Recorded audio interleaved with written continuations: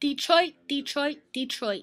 A great city that has much character and historical fortune within its land, infrastructure, and its people.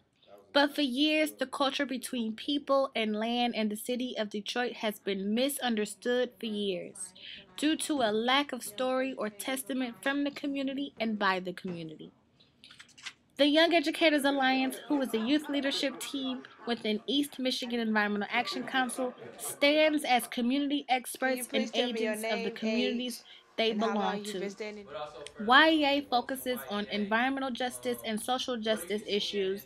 They wanted to challenge and reshape that narrative by going to their neighborhoods and asking questions Been here that a are long not being time. This my asked by home. the I own my mainstream home. media about the Can't relationships afford to move everyday nowhere people else. have with the land in which they have lived on for We're gonna do generations. that reality show. Matter of fact, you want my phone so you can call me? You ready? Yeah, I can get it. Okay, look. My name is Lily, and I'm from Finkel. All right. So, I got a few questions, and so the first one is, who in your neighborhood made a difference in your neighborhood that you belong to, or in your life? In my neighborhood, anybody in specific, or like just like some? I say stuff like the candy stores and stuff. They used to be on the corner, called Mr. Leonard's Pop Shop. Where was it at? On the corner of Ardmore and Finkel, across the street from the drugstore Sam's. Yes. And we used to be up there, all the kids up there at the pop shop. He used to talk to us. We used to buy candy. He gave us candy. And we used to play the video games and stuff. And that was a good place to go. Somewhere, like our little inner neighborhood rec center. Okay. What are some changes you've seen in your hood? You want pros, kind? Let's start with pros. The good thing that happened in the neighborhood. Yeah, good changes. Well, the only good thing that's happening in the neighborhood is that we still have residents here who own their own home. And by that means that, they're willing to take care of what they have and where they at, and not, willing to let the little renters and the outside people and, different neighborhoods and gangs and stuff, form their own community inside of ours. But that's really about the only thing good. Can you please state your name, age, and how long you stayed in Detroit? My name is Curtis, 39, in Detroit all my life. What's the relationship that holds you to your neighborhood? Poverty. Tell me about a time when you felt as if your community looked out. I had a house fire once, and my neighbors pitched in a nice amount of cash for my family. Was Goldberg, and that was and technically still is the name of this neighborhood. Unfortunately, if you talk to certain people, you say North, so I can't even say it right because it just wasn't. I know there was a school called Goldberg, but over a period of time it became known as Zone 8. Rumors that police called it that based upon the zip code. And that's what we took on as a identification for an area that we grew up in, and people began to take pride in being from Zone 8. Ain't no place like Zone 8 to many people around here. And this place was my grandparents' house in the 40s, in the 50s and 60s. And I lived here when I went to high school at Chatsey, and that was in the 50s. We had a shooting out here. This has been about 5 years ago. And to give an example about some of the circumstances in the neighborhood, a man was killed in front of the house, and we decided, and he was well known in the neighborhood, and there was blood all outside, and my wife said, we got to clean up the blood. We don't want that was on a Sunday. We didn't want the kids going walking through the blood to get to school. And so we had a prayer call for a prayer commemoration of this man. I didn't know him personally. I think Yusef knows him. But over 100 people showed up just within a couple of hours. And a lot of the women who were working on the streets, and I don't even know if prostitution is the right, they're sex workers, but many of these women are grandparents. They're mostly parents who are just trying to find a way to take care of their kids. the people who worked the hardest cleaning up the blood actually were those women. But we had a prayer circle and talked about what we need to do to try to contain or decrease the violence and to increase the unity among the people in the neighborhood. Can you name a time where where you felt like your neighborhood looked out for each other, like the people within it? Name a time where it was like. Yep, I can name one time in specific. I can name quite a few times, but an isolated incident was when your mom looked out for the neighborhood, and she threw a little neighborhood block party and invited positive people to come and speak and did things for the kids and everything. And we need more stuff like that in the neighborhood. People that's willing to help do for the kids so that they can have more to look forward to than just drugs and death. Right. What up, dog? So could you tell me your name? It could be your real name. It could be the name that we all know you as. And then tell me what hood you from. I'm Booster. Better known to everybody around here as Boo, B, and I'm from Finkel. Tell me what are some changes you've seen in your neighborhood? Like, from childhood to now, or bad, good. Let's start with the bad, because I want to end off with the good. I'm gonna say the houses on my block that I grew up on. I grew up on the block when all the houses were occupied, and it's I say like 30% of the houses, or maybe 20-30% of the houses on the block now, like you can look straight through them. They're vacant, right.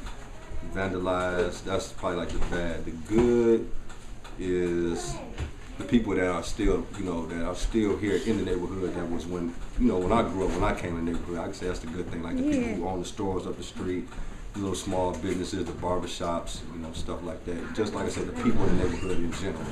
My name is Joan Givens Reed. I'm 56. I've been here, about 45 years. Can you tell me about a time when you felt as if your community looked out? Do I felt the time that this community has looked out? Yeah. Well, they look out every week. Most of the churches around here serve people that are in need with food and whatnot. Okay. Last question is, who in your neighborhood made a difference in your life? My neighbor on the corner right there. He finds work when there's no work. Keep me with money in my pocket. Tell me about a person or someone in your neighborhood that made a difference in your neighborhood or in your life, like who served that purpose. Her name was Miss Johnson. She taught 2nd grade at Coleman A. Young Elementary School. She was my teacher twice, for 2nd and I think 5th grade.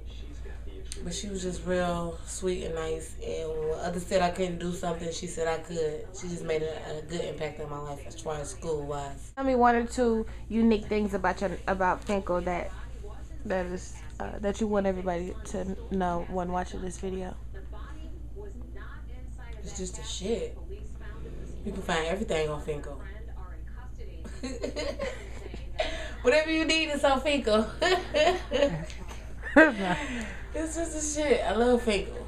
Was one thing I could change about my neighborhood, it would be to occupy every vacant house over here. So that if everything is occupied, people help out watching their own, watching each other, because you get to know your neighbors and you love thy neighbors. So that right there, I would change that, and that would change everything. Gotcha. About what is the relationship between your neighborhood and police? Well, it's kind of like a frivolous relationship. This is my granddaughter. It's a frivolous relationship, because the police, they're kind of... You eat together. The police is kind of, it's not that they're scared or whatever to do their job or whatever, but they also have to be, on edge because they never know where nobody's coming from. So, and considering everybody's moved out, that means, when there's not occupancy, there's more space for crime. So, the police come and everybody is, a suspect, right. So it's not like a fair chance or whatever. So between this, neighborhood and the police, actually ain't even enough damn police to come in this neighborhood. Unless you dead. Because if you ain't dead, they coming when they ready. They gotta drink their coffee. I'm serious. Talk on the phone. Yeah. You know, stop at 3 or 4 lights for nothing, and you know, yeah, that's the real for real. Who in your neighborhood made a difference in your life or in your hood? Either one or both. Okay. My life, it was my aunt.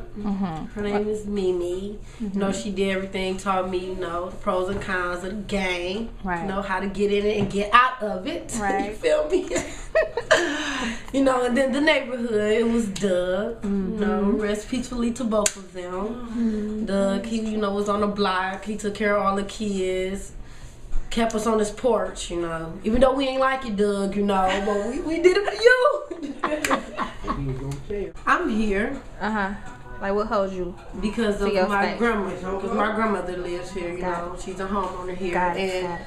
because I love and like the neighborhood. Right. What is one of your neighborhood's favorite hang spots? Like, I remember growing up on this block, and for a long time, it was either your porch, it was either our porch. We used to go back and forth. You know what I'm saying? Like, favorite spots to me, even as being little, would be right here. We just recently started calling it Ground Zero, but this is where everything happens. At we have school and everything. Even when I was little, my mother always. And y'all excuse my hair, but even when I was little, my mama always had all of the kids over here. We played school. She gave out everything. This house has always been full, so I believe that one of the most known spots in this, you know, particular isolated area would be Ground Zero, which is 15-4. All right. But about the gentrification, and I'll take the risk of saying that that's basically transforming a particular community from one type of population to a different type of population. The big developers in the area are Wayne State University, Henry Ford Hospital, the Fisher, what is the name of that entity? It's the New Center. It's a coalition of businesses related to that, the big businesses involved in the General Motors building and the Fisher building and other of the old businesses that were around here. So they want to take the area for different things. Wayne and universities in general that are residents of large cities are continually expanding. Because I saw that in New York. I was at Columbia University, and Columbia was continually expanding into Harlem, and that was always a problem for the people in the community, and they were fighting that all the time. And so that's a fight because they want cheap land to use for class or for educational space for their institution, but they act just like a big corporation to the neighbors. So they're expanding this way. Henry Ford is expanding this way and over on the other side of the boulevard to do whatever they need to do with their space. But it's generally, they don't consider the needs of the residents.